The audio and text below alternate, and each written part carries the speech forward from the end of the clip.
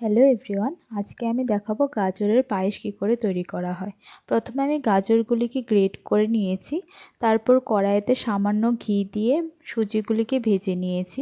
তারপর আবার সামান্য একটু ঘি দিয়ে যে গাজরগুলি গ্রেট করে রেখেছিলাম সেগুলিকে 5-6 মিনিটের জন্য ভেজে নেব। তারপর আমি এই গাজরগুলিকে উঠিয়ে রেখে দেব।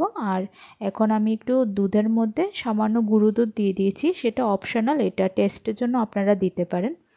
তারপর আমি আবার একটু কড়াইতে সামান্য ঘি দিয়ে কাজু আর কিশমিশগুলিকে ভেজে নেব। তারপর এখানে আমি দুধটাকে আগে থেকে গরম করে রেখেছিলাম, দুধের মধ্যে গাজর যেগুলি ভেজে রেখেছিলাম সেগুলি দিয়ে দিয়েছি। তার কিছুক্ষণ পরই আমি যেটা সুজি ভেজে রেখেছিলাম সেটাও দিয়ে দিয়েছি।